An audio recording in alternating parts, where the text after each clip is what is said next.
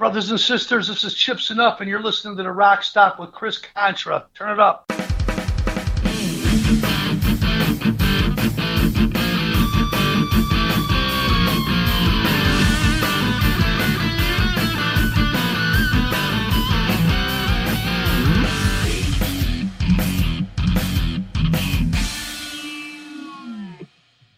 Welcome into the RockStop. Chris Contra here. Joining me on the program tonight is a very talented musician and songwriter, always the life of the party. I'd like to welcome to the show from the band Enuff Z'Nuff. This is Chip Z'Nuff. How's it going, Chip? Very good, Chris. Thanks for wanting to talk to me. I appreciate that. I know we're all very busy out there, and it's always nice when people are interested in letting everybody know about new music and new movies and new whatever's going on out there. Let's keep the conversation rolling when it comes to entertainment. Definitely. Now, I know you guys just came off the a tour you did with Faster Pussycat. How were those shows? That was a fantastic tour. Straight out of quarantine, it was called Faster Pussycat, Enuff Z'Nuff. 2 months on the road. We picked the perfect time. I mean, it's the third time going through these dates where there's cancellations and we reschedule it and put it together again. It fell apart. So for us to be able to actually put it all to bed and finish every single show is a miracle. And it was a great tour. Fans showed up every night. Faster Pussycat was on fire. I thought we had some good. I thought all the shows were very well attended. And I'm looking forward to round two. Maybe there'll be a second leg to this that we'll be able to do next year. The reception was so great on this last tour. Everybody's definitely going to be up for that. Are you eyeballing any other bands to join you for future shows? I know that the next package for Enuff Z'Nuff would be at the end of October. We go out for a few dates with Tora. Oh, okay. So that should be interesting. That's a good band. I remember playing with them in the early days out in Memphis, Tennessee. I think that's where those cats are from. And we actually opened for them when New Thing was a big hit for us on MTV. And but we took the gig because we thought the package is where it's at. And obviously we were right, because the name of the game now in the music business is consolidation, getting more than a couple of bands together to play shows. You got the stadium tour coming up right now. You got Guns N' Roses touring with Wolfie Van Halen. Black Crowes are out with Dirty Honey. That's the way to go, I think, where you get 2-3 great bands together and that the fans really get a bang for the buck that way. That's the wave of the future in the music business, consolidation. Occasionally, I'm sure that doesn't flow with, certain types of music and merging bands together. Do you remember a situation where, you guys were on tour with really maybe a tour that didn't fit your style as much? Well, I know there's a lot of bands. In the old days, you'd see bands touring together that didn't fit whatsoever. Case in point, I remember going to the Aragon Ballroom and seeing, as a young kid, seeing the Runaways along with Angel and Piper, which is Billy Squier's old band, and Stars. You think, well, maybe those bands don't work together well, but it was a fantastic run, and they went out and did a long tour together. And I see Mahogany Rush playing with Kiss and Cheap Trick. Those bands are all different as well. I think it's good for the fans to hear bands that aren't totally similar together. This is not the big four where Anthrax and Metallica and all those guys. Right. I like to see bands where the music is and the style is a little different, almost like the festivals when you see Lollapalooza or Coachella, and those bands really don't fit together. But guess what? It's a beautiful event. Everybody shares the same audience, and you all get a chance to hear new bands. So for us, to answer your question, most of the tours we've done, and we play with some of the biggest bands in the world, they all seem to fit well with me. I've never played a show with a band where I go, this doesn't feel right to me.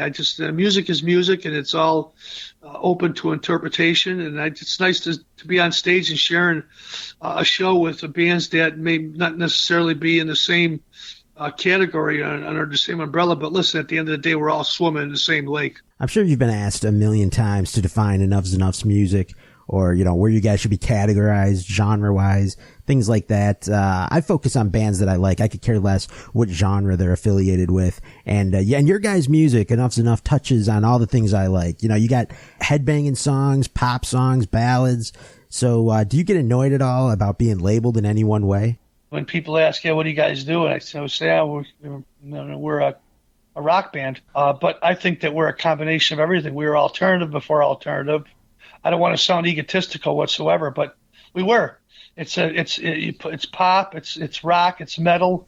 Yeah. It's a potpourri of different kinds of music and styles. So to just say that we're one thing, I say rock and roll band or hard rock band because that's what Jimmy Page did with Led Zeppelin. They were a band that was quite unique and different as well. So to just call us a metal band or a hard rock band, maybe it's a disservice because I think we're a combination of everything out there. It's hard to categorize us, and that's what's been a problem for many, many years is because people can't tell what we are. And they put us in the category they call us hair metal, but they put us on tours like that. But we're very far from that whatsoever. And so call us what you want, just as long as you call us. That's what I say. Right on, yeah. And now I know you guys have the 3-disc new compilation out now, which has a lot of your early demos, Enuff Z'Nuff, with you and Donnie when you guys were putting down your earliest works, right? That's what that is? That's basically what it was. I've saved all the demo tapes from the early days, and I was intuitive enough, or maybe just lucky enough to know that hang on to these tracks that we've recorded, and maybe one day they'll see the light of day, not to be recorded, not to be released, to lease, because it was pretty much just for ourselves, or perhaps those songs would have made earlier records. But we saved all the stuff and held on to it on DAT tapes. And then when Brian Pereira over at Cleopatra approached us and says, I want to put out a compilation of unreleased material, what do you got? Donnie and I then got together and decided, okay, I had all the stuff. I gave it to Donnie. I said, what do you think of this? And he thought it was terrific. And we've already had we have a record deal with Frontiers with all the band the way it is right now. And I certainly didn't want to do anything that was going to ruffle the feathers of my label. But Brian and Cleopatra, he has a focus. He's got a lot of material. He likes to grab catalog stuff. He's like a modern day Tommy Mottola, and he just took all those songs and we went back in the studio over a place called Stonecutters on the north side of Chicago, and I sat with the engineer, Chris Steinmans, and we just went through every single song, and we realized that, there's something here that's real special. These songs are very unique.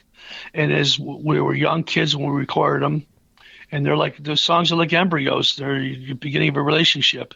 Yeah. And we put the songs together, and there was a beauty to it. No tapes, no sequencers, no synthesizers, nobody backstage. Yeah. Nobody underneath the stage. It was just us playing these songs. And at the end of the day, we thought we had something that was real nice. It was the catalyst to Enuff Z'Nuff getting together and taking it to the next level and getting a record deal.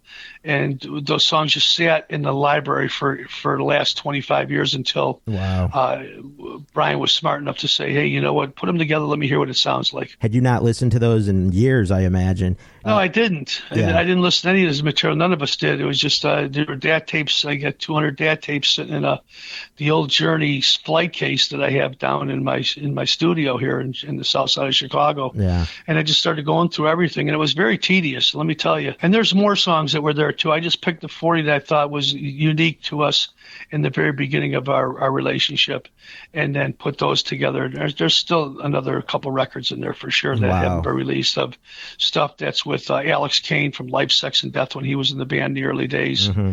And earlier stuff with Gino Martino, the first guitar player, and then there's some stuff with Derek Frigo as well. And maybe one day it'll see the light of day, but right now I think I'm happy with what we have, the 40 songs there of unreleased material, with me playing drums and guitar and bass on those songs, because it was just Donnie and I in the beginning. And then some of the stuff is with the other cats too that have filled in and played on some of the material. And I think at the end of the day, it's a nice potpourri of what Enuff Z'Nuff was about when we were kids. Absolutely. Did you, when you were listening back to the stuff, choosing the 40 tracks, did you, were you taken back to that time a little bit? Maybe bringing back memories you hadn't thought about in a long time?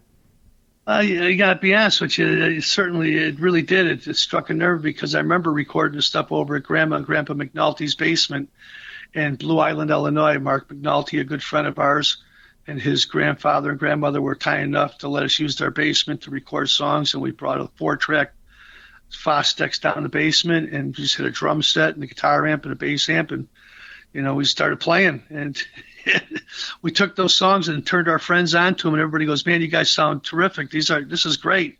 And that gave us a lot of confidence to move forward. Yeah, right. The other stuff, we had no electricity when we were recording over in Blue Island over at 2231 Prairie, which is my old apartment. But so Donnie climbed up the telephone pole and hooked up electricity, so we were able to use a telephone and get phone calls. Wow. And then we plugged an extension cord into the hallway into the light socket, so at 11 o'clock in the morning when the lights would go on in the apartment, we'd have electricity for the day. It was down and dirty. We had no money at all. We had a little ice box. We threw the milk and anything that we needed to keep our beer warm or whatever we had with us. And that was it. And at midnight, the lights would go off in the hallway, and we had no electricity until the next day. All through the day, we record those songs. We had a vision. We were tenacious. Nothing was going to stop us. Yeah. And once we got all the material together that we thought was sufficient enough to play for people, then we started going around and hustling and meeting different people. And that's how we met Bob Brigham, our first day manager, him and his partner. At a recording studio called Royal Recorders in Lake Geneva. I gave them the cassette tape. Cassettes was the way to listen to music back then. Mm-hmm. And they thought, these guys are just, they're full of poppycock. They maybe don't have what it takes, but we'll take a listen to their stuff when we get to it. And months later, they listened to the cassette tapes. They loved it, called me back and said, "Hey, we think that you guys have some terrific stuff. You want to record it over at our studio and see what happens." And that started everything off, because when we went to Lake Geneva, Wisconsin, on those demos, it just happened to be Skid Row in the studio with Doc and Scott McGee. Yeah. And they were doing their debut record. And Doc said to me, "Your manager just gave me a couple of cassette tapes. I have 3 cassette tapes in my car right now." He says, 2 of them are your band. And I said, "Oh, thanks, Doc. I appreciate that." And he goes, "I'll tell you what," he goes, "I got a guy over in New York who's got his own imprint, Atco Records. He's responsible for signing Bon Jovi and Cinderella. I want to turn him on to this. I think he'd like you guys." And he gave him the tape, and he's the one that got us the deal. Hard work paying off right there. You guys were obviously very determined. So how were those early studio sessions during that time? I remember our first session driving out to Lake Geneva, Wisconsin. We got pulled over by the cops on Highway 50. And we pull over the side of the road, and he goes, "You guys got any pot?" And we said, "I don't know." And we took us all out of the car, and they looked under these seats and found all the pot. And opened up the back of the trunk and seen a bunch of posters and stuff that we had in there. And he goes, "Yeah, whose pot is it?" And I said, "Well, I'm driving, so I guess I'll take the blame for it." And he goes, "Well, whose pot is it?" I go, "I'll take the blame." And so then they had they let us go. They told Derek to take his pants down because they thought he was maybe carrying something, and he did. And there was 4 or 5 state troopers around us at the time. It was in the middle of the day, and he pulled his pants down. He had a girl's underpants on, and the cop goes, "Okay, put your pants back on." And so we all laughed, and then they gave us a citation, and I showed up in court, and no one else showed up. It was just me, even though we all had citations for carrying marijuana. And the judge says, "Yeah, where's the rest of the guys?" I go, "I haven't seen them anywhere." The judge looked at me and smiled, and he dismissed the case, and that was it, and we got out of it.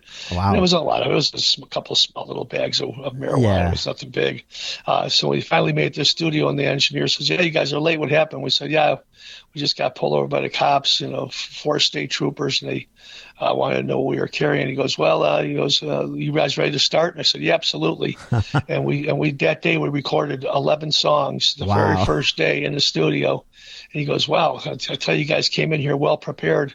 And no overdubs or anything, just bashed the songs out live in the studio. And then from there, that's when we got a chance to give Doc and his constituents some of our music and play him some stuff. And then he goes, "Let me see you guys at rehearsal." So we had a 10 o'clock in the morning rehearsal over at my manager, Bob Brigham's house. And it was in the basement. He came down there, and Donnie was screaming about where's his guitar pick, and the guitar amp doesn't sound right. And McGee said, he goes, "These guys already sold 10 million records. I don't know what I could do with them," because he didn't like our disposition, the way we were carrying ourselves. So he thought we were going to come down and start playing songs. Yeah. But we ended up playing a few songs, and that was it. And lo and behold, we got that demo tape over to Derek Showman, the president of Atco Records, and Derek was intuitive enough to know, maybe I'll come out and see the band play live as well. So Yeah. we were at a place in Chicago called Dress Rehearsal. Don and Monica Graylis owned the place. Two lovely people, $10 an hour they charged us, and we went in there, and Doc set it up with Derek Showman to come see the band, and we played a couple songs, and it was a total disaster. Everybody was in the studio drinking, smoking. There was tons of chicks hanging out, and everybody's talking. It was loud.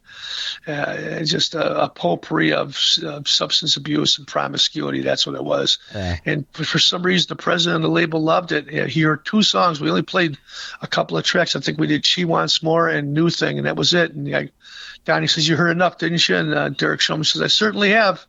And he picked up one of the guitars and was playing. We were all talking for a little bit. And he goes, "Hey, man, you really, guys, keep it up and keep working." And then he split, and we said, we're not going to get a deal with him. We'll find somebody's going to sign the band eventually. And the next day they sent a facsimile to Doc McGee and saying that we want to sign the band for $250,000. And that was it. We had no money. We had nothing at all. It was a big break for us. It was a turning point in our career at that moment. Yeah. And then we immediately went right in the studio and started recording the new record with the debut. And was image discussed much at that time? Well, that's what if we didn't have that, we don't know what would have happened, because we were always a colorful and flamboyant band. It was right in the borderline of pop meets glitter rock. Yeah. So when the MTV wanted to shoot the video and stuff, that's how we dressed at the shows. We didn't really change that much. We were stealing clothes out of our parents' closets, mostly our moms and sisters' closets to get dressed every single day. And we were always a flamboyant band. Right. And at the time, MTV was playing Motley Crue, Poison, all the bands that were, considered glam rock. So you think about it, in the early days, even Metallica and Pantera, those bands were glam rock too as well. They were absolutely spandex pants, they were colorful eyeliner, all that stuff. So, and I want to say real quick on that note, because a lot of people kind of dismiss those days of like Pantera and stuff like that, but Dimebag Darrell, himself has said he was proud of those days. The image, the visuals, great. Well, at the end of the day, it's all theater, it's all a play. All these bands. Yeah. So Guns N' Roses, they were you never heard them putting a hair band thing, and those guys were a hair band just as much as anybody. Absolutely. So all the bands that were out there, I don't care who you're talking about, they all had a little bit of a tinge to them where they were quite flamboyant, if not glam rock. Yeah. And so when we were shooting the video, I remember Charlie Fleischer, the voice of Roger Rabbit, came out to hang out with us. He was Carvelli and Welcome Back Kotter, a good friend of ours, wonderful guy. He came out, he goes, "Man, you guys don't even look like the guys I was hanging out with." And we said, "Well, we got Paul Starr here, makeup artist, and he does all the big bands out there, and he's fixing this all up for the videos, and this is what they want." And I think that MTV was looking for a band that was colorful and flamboyant at the time. So if we didn't dress up like that, we might not have got a chance to be heard or seen, because MTV probably wouldn't have grabbed onto the video. And then another way to look at it is if we would have came out with jeans and T-shirts, maybe we would have been as big as you too. You just don't know. You just put your best foot forward as a bunch of kids in a room playing songs, making records, and going out and playing shows, and you hope that you get a chance to catch a little bit of magic in a bottle. Yeah. And I think in a lot of ways we did. Those songs came out. New Thing was a hit, the first one. MTV played a video every single day. It was in there with Guns N' Roses and Bon Jovi and Motley Crue and Poison and all those bands, and we were right in the middle of it all. Yeah. And it did so well for us that we did Letterman and did Howard Stern. And from there, we shot another video for Fly and Michelle, and that was a hit as well. And it did really well for us. And it kept us on the road and kept us working, touring around with, Cheap Trick and Def Leppard and all the big bands that were out at the time. Right. And I thought it was a good thing. I think the turning point for us was we had a Motley Crue tour, and we were going to go on. And for some reason, at the last minute, Motley Crue changed their direction, and they ended up taking out, I believe, Faster Pussycat. And we had no tour. And I was hanging out in New York over at our agency, Premier, they're called, at the time. And it was a guy named Frank Barcelona and Barbara Skydell. God rest their soul. They're wonderful agents. They were in the game during the early days, booking Led Zeppelin. And they were the ones that said, Chip, sometimes it's the relationship that bands make with the bands that get the the tours faster than the agency does or the record companies. Good point. So that night I went out to Irving Plaza and seen Nelson, Matthew and Gunnar Nelson, and their band playing over there. It was a sold-out show. It was all 15-year-old little girls and stuff. We're like, I don't know if this is going to work for us. But I stayed until the end of the night, and the guys from the Nelsons came up to me and said, man, we hail Enuff Z'Nuff. And what are you guys doing right now? So we're getting ready to put another record out, go back in the studio and finish up tracking, but we're looking for a tour right now. And they said, you're kidding me. You guys want to come out and tour with us? And we ended up taking that Nelson tour. We ended up following around Skid Row and Guns N' Roses on that tour. They'd play the venue. The next day we'd pull in our buses and we'd play the venue. Did you? So much action at the gigs. I mean, there was a lot of talent that showed up at those shows. All the rock stars would show up as well. Yeah, absolutely. Now and movie stars. Oh, yeah. I want to go into that in a minute, but I was going to ask you about like, you're playing club shows early on. Then, you reach this level where, you put out that first record and now you're on tour with all these other bands around, these big tours and stuff. What was the feeling, switching over to that? Yeah, it was a little challenging because we were used to playing in clubs and in theaters where you play into 500 to 1,000 people. Now here we are playing to 10, 15,000 every single night. Yeah. And Nelson had a big hit too after the rain. Our Strength record just came out. That's when we did the tour, when Strength was first released. So our first single, I think, was Mother's Eyes. And there was a whole change of the guard at that time. So you got these pop bands and rock bands that are out there playing, touring together. And right at the cusp of that, you have a whole Seattle scene starting to happen with Nirvana, Soundgarden, Alice in Chains, Pearl Jam.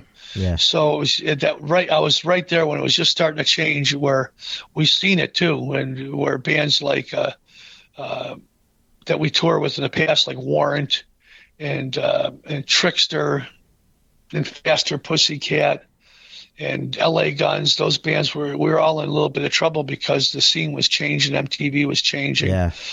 Bands that were wearing boots and flannel shirts and not having any makeup on were starting to be embraced as the new thing, the grunge era, you can call it if you want to. Yeah. And then so a lot of the bands, the rock bands and the pop bands and everybody, Motley Crue, we all took a beating right there, where people had to take a break and find out, okay, what's the next direction going to be in music, because people were grabbing on and gravitating to the grunge scene and kind of like almost pushing hard rock and heavy metal to the side for this new era of music. And a lot of those bands, maybe some of them should have went away. Maybe it was time for them, unfortunately. But some of us that said, you know what, we're not going to stop, and we'll find another way to do it. And we went back in the studio and started recording another record. And a lot of those bands, they went back in and started reevaluating exactly what they were doing song-wise and how they were going to represent themselves. They're all changing their look as fast as you can stay Rumpelstiltskin. bands like Motley Crue, Nikki Sixx would look like me. He's wearing my hat and my shades and stuff. I loved it. Don't get me wrong, but I seen the whole change of the guard happen right in front of me. Right. And at that time, Herbie Herbert was our manager. He was managing Journey and Roxette, Mr. Big, Europe.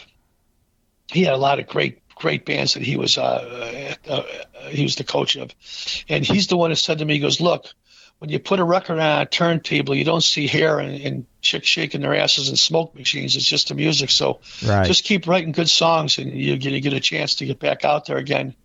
And so that's what we did. We just focused on the material, and we're writing about what was going on in our lives. And Donnie and I were coming up with a lot of tunes. We were really focused, and our task at hand was coming up with the great rock songs and putting them on record. And then, if we're lucky enough, go out there and tour. And we put that third record out, Animals of Human Intelligence, and that seemed to have a little spark. But then the tour, we went out with Dee Snider and Twisted Sister, and we realized that, hey, you know what? There's other tours out there that maybe it will fit the direction of what Enuff Z'Nuff was taken, but then the change of the guard was too strong at the time. We had MTV grabbing onto all those Seattle bands, and then all the record companies signing all the grunge stuff. Yeah. And then touring wise, it was really difficult waters to navigate, and we really had to really find a way to keep things moving forward without confusing motion with progress. During a time where the music scene is changing so much, and grunge bands being signed, even though they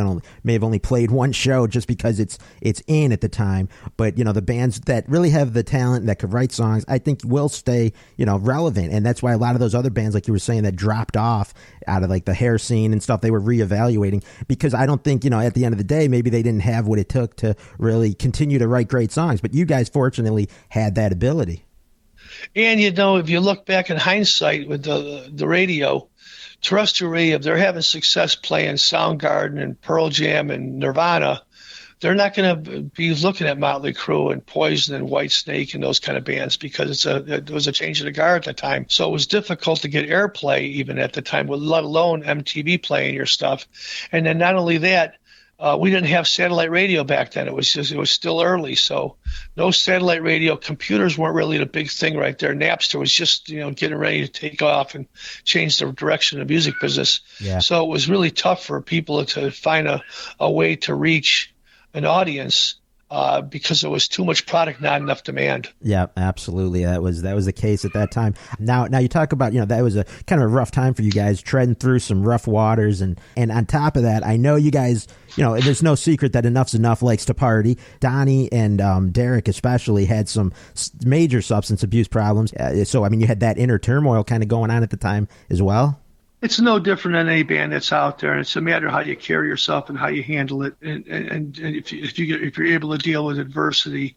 And for the songs were our catalyst. We were able to get through those and be able to record the songs and get good performances in the studio. Was off the stage when I was the most worried about us and most concerned. Yeah. And a lot of bands carry that same trait.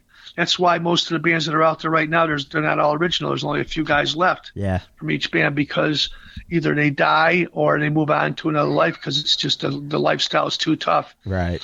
And if I can quote Rick Nielsen, he says, "Look, we're not all built to do this, but the ones that are, go do it." And that's what we did. We tried to make it work. And if the first time Donnie left in the late 90s, that was certainly a difficult challenge for us because we didn't know what to do. I talked him into coming down and doing another record, and then just so happened that in 2001, I got a telephone call from Troy Blakely over at APA, and he says, "Hi, my name's Troy. I book bands, and I got the Poison tour, and I was calling to see if you're interested in coming out and playing." And I said, "Absolutely." I didn't even ask about money and anything. I didn't care about anything. It was we're hemorrhaging. Yeah. And we took that tour, and that helped us a lot. That put us back in the map. At least I thought it would for a while. But as soon as we got in that tour, it was access beyond belief. We had a tour bus they dubbed it the Yellow Submarine.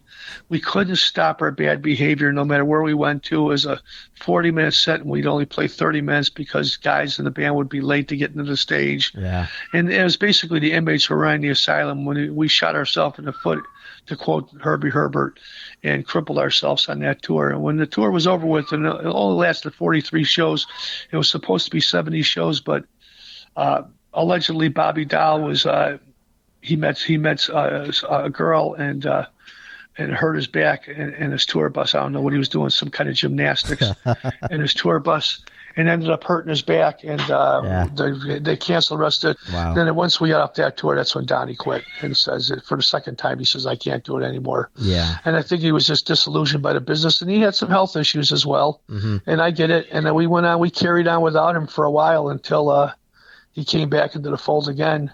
And I talked him into coming out and doing another tour, and that tour was a disaster. It was just out of control, and we realized that maybe it was time for us to take a different direction. That's where I'm at right now. Still chasing that carrot, still moving forward, my friend. Absolutely, and taking over the frontman position that as you have done. I've talked with Donnie about his departure from the band, and he pretty much echoed what you just said. He was kind of fed up with how things were going, and he was done with it at the time. But he also said it was a heartbreaking experience that it turned out that way. I didn't know that I was going to end up having to take this position, because I certainly didn't want it. Because I, in my opinion, I had the best frontman around. Yeah. The best singer around, that's for sure. Mm-hmm. And, we're a great family, Right. So it was very challenging to me. I think it was a conversation I had with Donnie. He says, "Look, if you're going to go and carry on with Enuff Z'Nuff," he goes, "you should sing the songs." He goes, People when they see you step on a stage, know it's Enuff Z'Nuff, just because of your look. Yeah. And that's what, and I took that chance, and I went to rehearsals with the band with Tori Stoff-Reagan, Tony Fennell I called from Ultravox to come on down. I said, would you be interested in playing guitar? He said, yeah. And then I got my drummer, of course, Daniel Benjamin Hill. Yeah. And we went in the studio, and after the first rehearsal, we said, we can do this. We knew it. And those first gigs were very challenging, okay? Believe me. Went through a lot of stuff. The fans would be half the crowds that we normally would reach.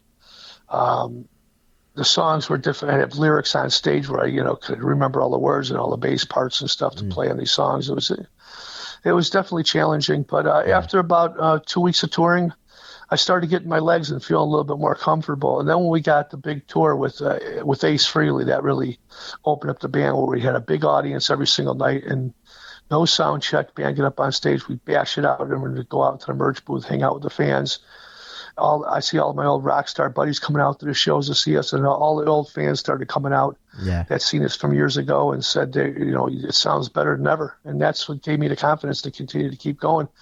And then I got a call from Derek Shulman, who was the first guy that signed Enuff Z'Nuff in the early days. He says, I'm over at Frontiers Records, and can you give me a record like the first album? And I said, absolutely not. That fucking first record cost $75,000, and the band was on fire at that time.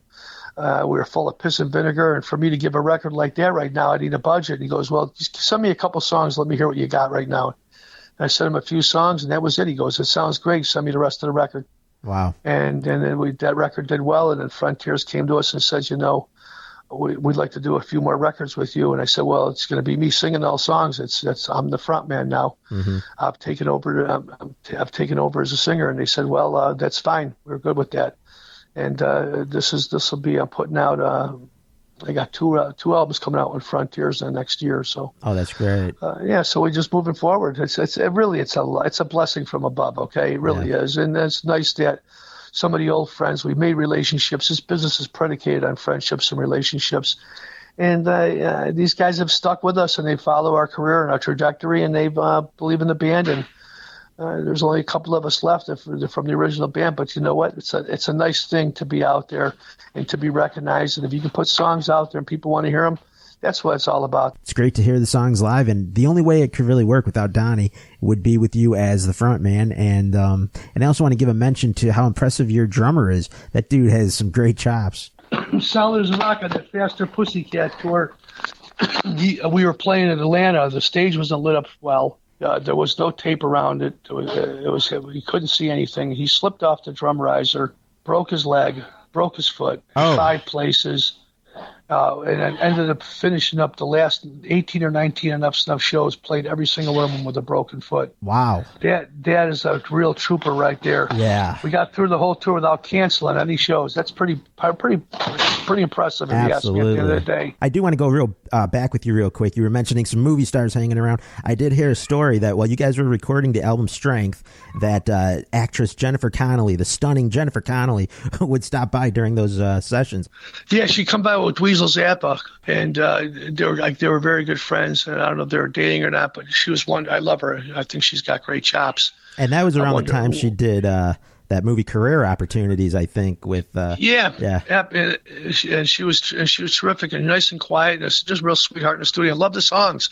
Those guys loved the bands, and everybody would come by the studio to hang out with us, whether it was the guys in Cheap Trick or Steve Stevens. We had a lot of really good rock friends that would come by. You guys on MTV, Rick Krim would come by all the time and hang out with us. We jam at 2, 3 o'clock in the morning, playing old Badfinger songs. It was a real good time in Los Angeles to make records. And then, of course, during that time of making the record, we had that whole Rodney King thing happening with the riots out there. So there was constant hiccups going on through the whole record, but that made the songs more, I think, to me, the songs brought them to life even more, and it gave us a passion to move forward and not be afraid to write about what was happening around us and all of our surroundings. And perhaps all the songs that we were writing about were about everyday experiences that we went through, and perhaps the audience did as well. Oh, yeah, definitely. So as we wind down here, this is Chip Z'Nuff you're listening to here on the RockStop.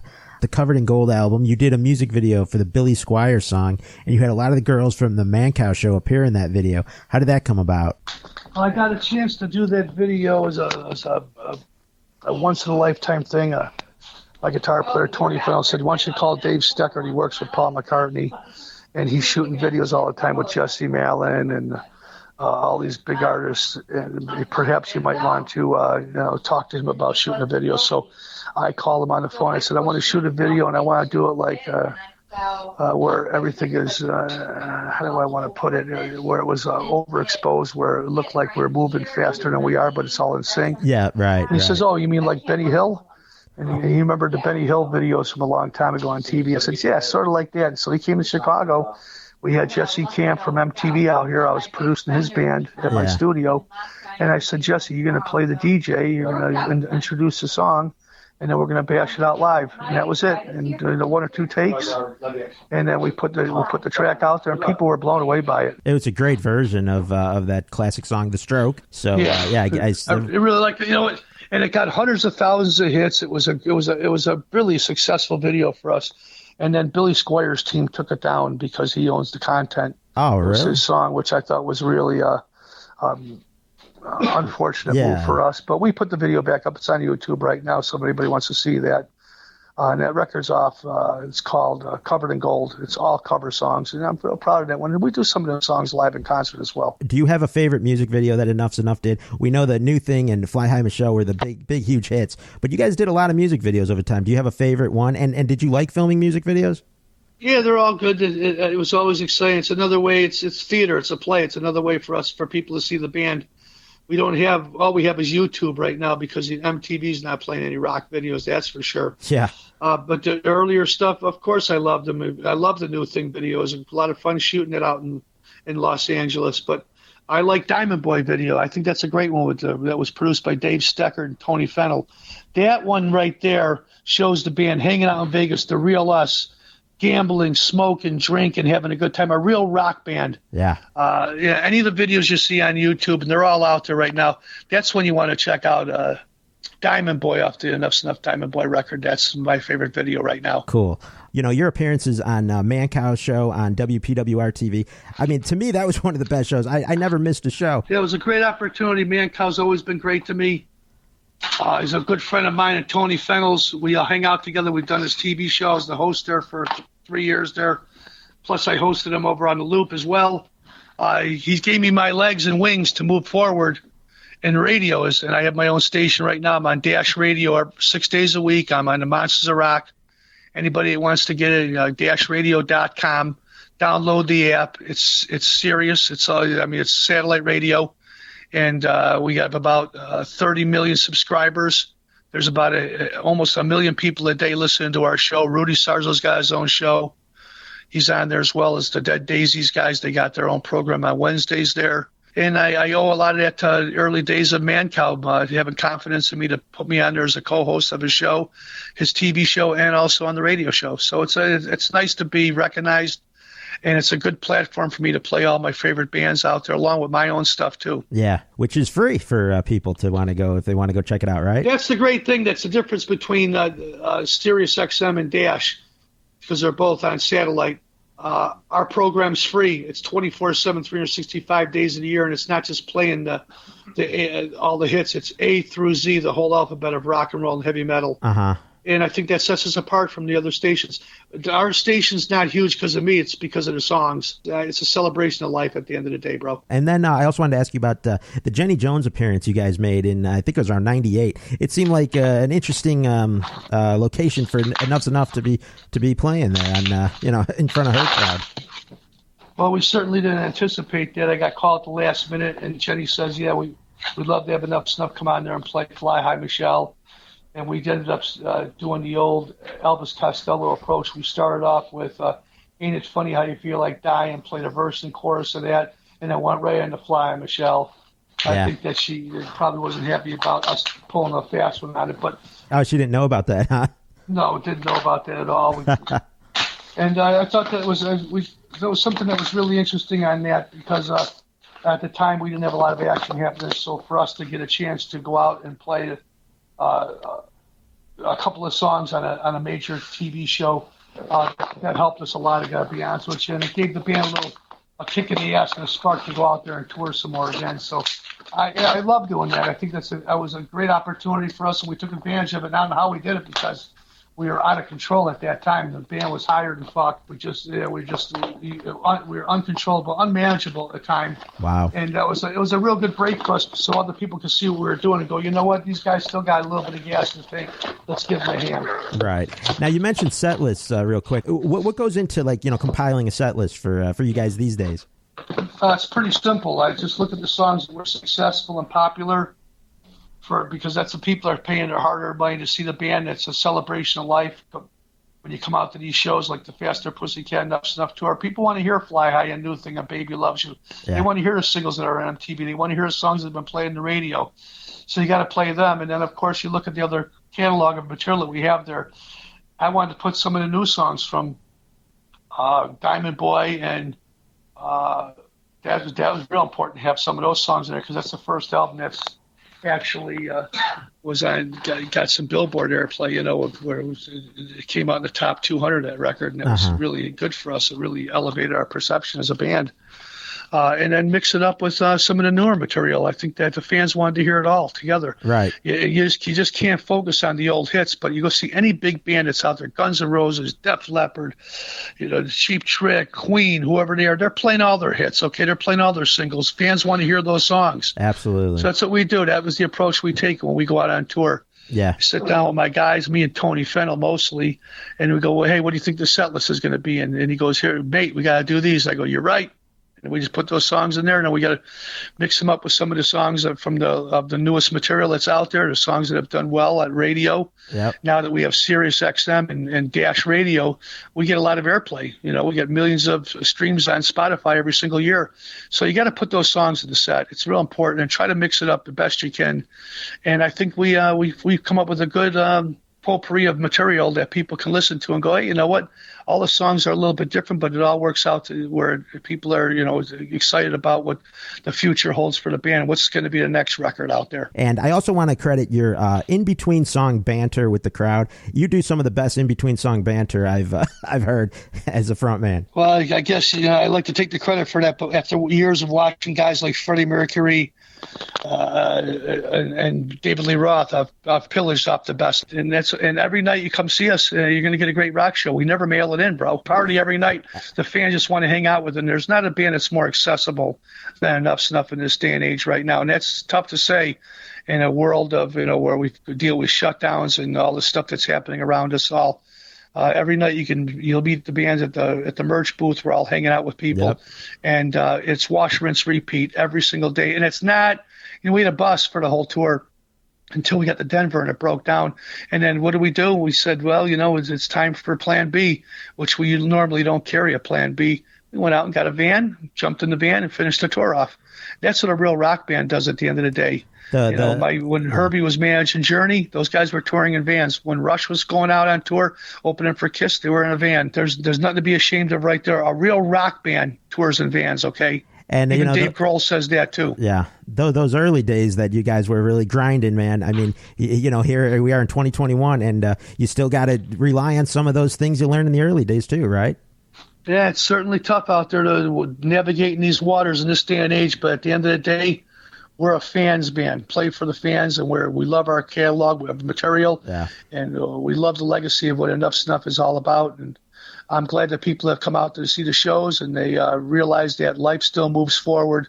And for all the people that are listening to this, go support your favorite bands because you don't know how long they're going to be around. That's a very true point. I'll leave all of Chip's links in the description so you guys can check him out. Chip, I really do appreciate you coming on the show, man. This was great talking with you. Chris, great talking to you too as well. I wish you and your family nothing but good health and success moving forward. And a quick shout out to our military, our doctors, our nurses, our police, our firemen, and the local drug dealer who lives across the street from 7-Eleven. Thank you. All right, man.